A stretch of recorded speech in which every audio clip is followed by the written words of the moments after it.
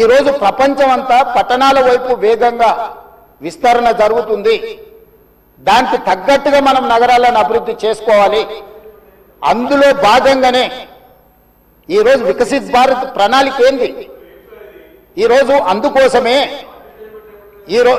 అందుకోసమే మా ఆయన దుఃఖం చూడు, ఆయన బాధ చూడు, కడుపులో విషము ఎట్లా అంటే కడుపు నిండా విషయం. మూసీలో ఉన్న కాలుష్యానికంటే వీళ్ళ కడుపులలో అంతకంటే ఎక్కువ విషయం ఉంది అధ్యక్ష. విషం జిమ్ముతున్నారు. మీరు మూసీ కాలుష్యమే ప్రమాదం అనుకుంటున్నారు అధ్యక్ష. ఈ మనుషుల కడుపుల్లో ఉన్న విషయం మూసీ కాలుష్యానికంటే ప్రమాదకరంగా తయారైంది అధ్యక్ష. ఏం నొప్పి అధ్యక్ష? నేను ఎవరినైనా విమర్శించిన అధ్యక్ష? నేను ఈ ప్రభుత్వం ఏం కార్యక్రమాలు చేపట్టబోతుందో సభలో సభ్యులు మాకు తెలవాలని అడిగినారు. పాయల శంకర్ గారు ఏం అడిగినారు అధ్యక్ష? మేము సభ్యులము, ప్రభుత్వం ఏం చేస్తుందో మాకు వివరించండి, మేము కూడా మా చేతనైనా సాయం చేస్తామని మాట్లాడినారు అధ్యక్ష. నేను వివరాలు చెప్పే ప్రయత్నం చేస్తే విషయం ఎందుకు కక్కుతున్నారు అధ్యక్ష? ఈ రోజు క్వశ్చన్ అవర్లో సప్లిమెంటరీ క్వశ్చన్స్ 2 ఉంటాయి. 10 క్వశ్చన్స్ ఉండవు, 10 మందికి ఇయ్యరు. స్పీకర్ గారు అలౌ చేశారు, స్పీకర్ గారు నాకు అనుమతించారు వివరించమని. స్పీకర్ గారి అధ్యక్ష వాళ్ళ ప్రాధాన్యత ఏందో మీకు అర్థమైంది కదా అధ్యక్ష. ఈ చర్చ జరగవద్దు, ఈ నిజాలు ప్రజలకు తెలియవద్దు. విషం కడుపు నిండా విషం. మీరు కళ్ళు చూడండి అధ్యక్ష, అసలు వాళ్ళ కళ్ళలో చూడండి. వాళ్ళ కళ్ళెక్కిన ఓలే శక్తి ఉంటే ఆ విషపు కళ్ళతో చూస్తే మొత్తం కాలి బూడిదైపోయేటట్టు చూస్తున్నారు అధ్యక్ష. కప్పిపుచ్చుకోవడానికి అద్దాలు పెట్టుకుంటున్నారు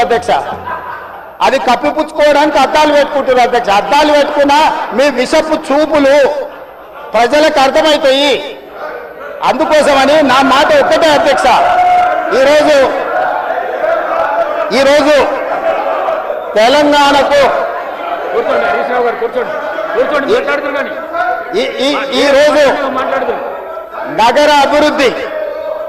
ఈరోజు నగర అభివృద్ధి చేయడం మా బాధ్యత. ఈరోజు ఇన్ని మాటలు మాట్లాడుతున్నారు కదా అధ్యక్ష. ఆనాడు కాంగ్రెస్ లో గెలిచిన ఎమ్మెల్యేని తీసుకొని మూసీ రివర్ డెవలప్మెంట్ కార్పొరేషన్ కు చైర్మన్ చేసింది ఎవరు అధ్యక్ష? ఎవరు?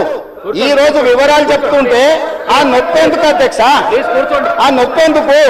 మీరు అనుమతి ఇచ్చిన తర్వాత వాళ్ళెవరు అధ్యక్ష ప్రశ్నించనికే? వాళ్ళెవరు సభ్యులు? ఈ రోజు అక్బరుద్దీన్ ఓవైసీ గారు, పాయల శంకర్ గారు, లేకపోతే కాలేరు వెంకటేష్ గారు. ఆ కాలేరు వెంకటేష్ గారినైనా చూసి నేర్చుకోండి, కనీసం ఒక అవగాహన వస్తుంది. స్పష్టంగా నేను అంబర్పేట పోయినప్పుడు చెప్పిండు, 100% అంబర్పేట శాసనసభ నియోజకవర్గంలో మేము మూసీ నది ప్రక్షాళనకు సహకరిస్తాము. మా పేదలకు అందరికీ మంచి ఇండ్లు కట్టించండి, మా ప్రభుత్వ కార్యాలయాలు కట్టించండి, మా ప్రాంతాన్ని అభివృద్ధి చేయండి. నేనే ముందు భాగాన నిలబడి మూసీ నది ప్రక్షాళనకు సహకరిస్తానని అంబర్పేట ఎమ్మెల్యే కాలేరు వెంకటేశ్వర గారు ముందుకు వచ్చి బహిరంగంగా మైక్లో చెప్పిండు. నిన్నగాక మొన్న వచ్చి నన్ను కలిసి చెప్పిండు. ఆ పక్కనే ఉప్పల్ ఎమ్మెల్యే లక్ష్మారెడ్డి గారు వచ్చి కలిసి, సార్ మా ప్రాంతాన్ని అభివృద్ధి చేయండి, మూసీ నదిని ప్రక్షాళన చేయడం ద్వారా మా ప్రాంతానికి ఉపయోగపడుతుంది, మీరు చాలా మంచి పని చేస్తారు, మీరు వేగంగా ముందుకు వెళ్ళండి, మా వైపు నుంచి మీకు ఏం సహకారం కావాలని చెప్పి ఆ శాసనసభ్యులు వచ్చి కలిసిరు అధ్యక్ష. ఇవాళ నేను ఒకటే అడుగుతున్నా అధ్యక్ష,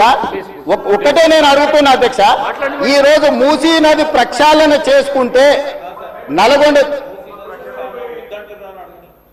ఈరోజు మూసీ నది ప్రక్షాళన మేము చేస్తున్నామంటే మీరు చెయ్యాలంటున్నా వద్దంటున్నా? ఒక్క మాటలో చెప్పండి. మీరు చెయ్యాలనుకుంటే ఏమి చెయ్యాలో సూచన ఇవ్వండి, వద్దంటే మీ కడుపు మంట ఏంటో చెప్పండి. తెలంగాణ ప్రజలు నిర్ణయించుకుంటారు. అందుకే ఈరోజు మూసీ నది పరివాహక ప్రాంతాన్ని నైట్ ఎకానమీగా మారుస్తా అని చెప్పిన అధ్యక్ష. పట్టణం అంతా రాత్రి 9 గంటలకు నిద్రపోతే రాత్రి 9 గంటల నుంచి ఉదయం 6 గంటల వరకు మూసీ నది పరివాహక ప్రాంతంలో నైట్ ఎకానమీని రివైవ్ చేసి అక్కడ హోటల్స్, ఆఫీసులు, అదే విధంగా ఫుడ్ కోర్ట్స్, కల్చరల్ యాక్టివిటీస్ వీటన్నిటిని కూడా ప్రపంచ స్థాయి నగరంగా మార్చడానికి నైట్ ఎకానమీని ఓపెన్ చేయబోతున్నామని చెప్పినాం అధ్యక్ష. ఆ ప్రాంతంలో ఉన్న ప్రతి వాళ్లకు, నష్టపోయే వాళ్లకు అత్యధికంగా నష్టపరిహారం ఇచ్చి బ్రహ్మాండమైన కాలనీలు కట్టించిస్తాం అధ్యక్ష. ఈరోజు వాళ్ళు ఏ పరిస్థితి లేనోళ్ళు, ఏ దిక్కు లేనోళ్ళు, సర్వం కష్టాలలో మునిగేటోడే మూసి పక్కన పోయి ఇల్లు కట్టుకుంటాడు అధ్యక్ష. మూసీలో ఉండే దోమలు కానీ కంపు కానీ అక్కడ ఉన్న వాతావరణం కానీ శవాలు కొట్టుకొస్తుంటే ఎవరైనా అక్కడ ఉండాలనుకుంటారు అధ్యక్ష. ఏ పేదోడైనా మీరు చెప్పండి అధ్యక్ష. ఒకప్పుడు నందనవనం కట్టింది కదా అధ్యక్ష, మూసీ నదిలో ఉన్న వాళ్ళని తీసుకెళ్లి. ఈ రోజు ఆ ప్రాంతంలో నందనవనం మనం పోయినప్పుడు ఎంతమంది జిల్లాల నుంచి వచ్చిన వాళ్ళు ఉన్నారు అధ్యక్ష. ఎల్బీ నగర్ ఎమ్మెల్యే గారికి తెలుసు నందనవనం ఆ కాన్స్టిట్యున్సీనే వస్తుంది. ఈ రోజు మూసీ నది పరివాహక ప్రాంతంలో ఉన్న పేదలకు మంచి వసతులు కల్పించి వాళ్ళ పిల్లలు చదువుకోవడానికి మంచి పాఠశాలలు ఇచ్చి వాళ్ళకు ఉద్యోగ ఉపాధి అవకాశాలు కల్పిస్తామని మేమంటే లేదు, అది అట్లనే ఉండాలి, తరలించడానికి వీల్లేదు, కట్టడానికి వీల్లేదు, మేము అడ్డం పండుకుంటాం, మేము నిలువు పండుకుంటామన్నారు. మరి మన వర్షాలు వచ్చినప్పుడు పోయి పండుకునేది ఉండే అధ్యక్ష, పోలేదు. ఏమి లేనప్పుడు పోయి ఆ పక్కనున్న కాలనీలలో పండుకొని వచ్చారు అధ్యక్ష. ఇప్పుడు ఉండమని ఉంది అధ్యక్ష నెల రోజులు. ఇప్పుడు వద్దంటున్న వాళ్ళు ఉన్నారు కదా, నెల రోజులు మూసీ నది పక్కన ఉండమని చెప్పుండ్రు అధ్యక్ష. అంబర్పేట శ్మశాన వాటిక ఉంది కదా అధ్యక్ష, ఆ శ్మశాన వాటిక దగ్గర ఉన్న శవాలు, కులిపోయిన శవాలు, కాలిపోయిన సగం కాలిన శవాలు ఉన్నాయి కదా అధ్యక్ష, వీళ్ళందరూ అక్కడ ఉండమని ఉండ్రి, చూడమని ఉండ్రి. ఏ దుర్భరమైన పరిస్థితి ఉందో అర్థమవుతుంది, ఏ దుర్భరమైన పరిస్థితుల్లో ప్రజలు ఉన్నారో అర్థమవుతుంది. అందుకే ఈరోజు ప్రపంచ స్థాయి సంస్థలను కన్సల్టెంట్ గా పెట్టుకున్నాము. ఫస్ట్ ఫేజ్ ఒక కొలిక్కి వచ్చింది, మిగతాది కూడా విడతల వారిగా ప్రాజెక్టు రిపోర్టు జరుగుతుంది. నేను హైదరాబాద్ నగరంలో 5 ఏళ్లలో 1,50,000 కోట్లు ఖర్చు పెడతాం, మూసీ నది ప్రక్షాళన చేస్తామంటే 1,50,000 కోట్లు కాంట్రాక్ట్ ఇచ్చేసారు, రేవంత్ రెడ్డి 25,000 కోట్లు తినేసిందని మాట్లాడుతున్నారు అధ్యక్ష. ఎంతసేపు వాళ్ళు ఎట్లనో మిగతాలు కూడా అట్లనే అనుకుంటారు అధ్యక్ష. కాంట్రాక్ట్లు ఇచ్చుడు, కమిషన్లు కొట్టుడు, లిఫ్టులు పంపులు పెట్టుడు, ఇండ్లలో కనకవర్షం కురిపించుకున్నాడు, పోయి జన్వాడల్లో లేకపోతే మొయినాబాద్లో ఫామ్ హౌజులు కట్టుకున్నాడు. ఇంతకు తప్ప మీరు చేసింది ఏంది? నా గురించి మాట్లాడే అర్హత మీకెక్కది? ఈ రోజుకు ఏది కూడా మేము కన్సల్టెంట్స్ డీటెయిల్ ప్రాజెక్టు రిపోర్ట్ ఇచ్చే వరకు అంచనాలు మేము చెప్పలేము. ఏంటంటే మేము 80,000 పుస్తకాలు చదవలేదు, మాకంత నాలెడ్జ్ లేదు, మేము అట్లా దొంగతనాలు చేయాలని పని కూడా పెట్టుకోలేదు అధ్యక్ష.